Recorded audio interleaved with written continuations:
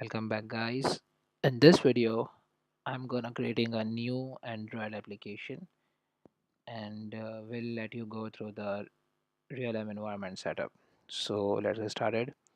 Here I am in the panel of the new project creation for the Android Studio. Let's type in the application name as database application because surely we are gonna making database. Click next. I'm using API level 15, fine with me because API level 9 is the minimum requirement for real-time database. Empty activity, stuck with the defaults, and then clicking finish. Okay, so Gradle Builder is running, and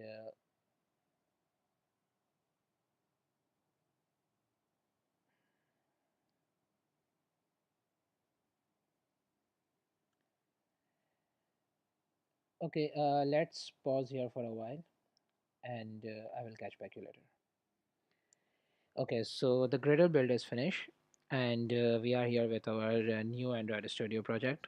Let me change the directory structure so that I can explain you the configuration settings more clearly. What we have to do is to include some of the statements in the build.gradle files. There are two build.gradle files in the Android Studio project created for you. One at the project level, which is here, this file, and the other is the application level build.gradle file, which you will find in the app folder, this one. What we will do is first open the build.gradle file, and in the dependencies code block, we will include a class path, and in here we will type io.realm colon realm dash gradle dash plugin, because since we are including the gradle plugin, realm gradle plugin in our Android application, and then colon, and then we will specify the version. The latest version so far is 3.7.0. Next, we will open the app level build.gradle file,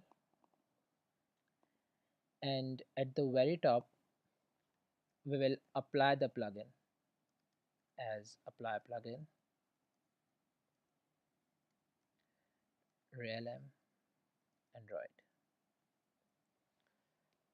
Okay, this is all we have to do for the settings necessary for the realm setup, and then we will click on the synchronize now option, because since we have modified the Gradle files both at the project level and the application level, and whenever you modify the Gradle files in your Android development, you have to synchronize it so that errors, if any, can be seen prior before the testing phase.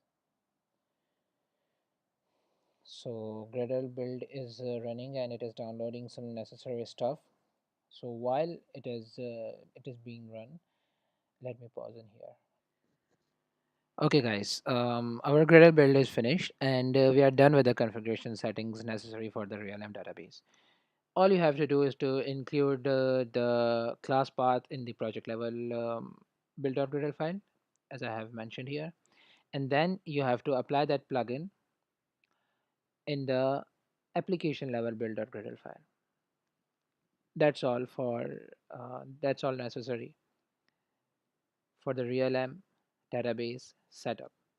Now all you have to do is to initialize your real-time instance so that you can start making real-time objects and communicate with the backend database that has been created for you with respect to that objects.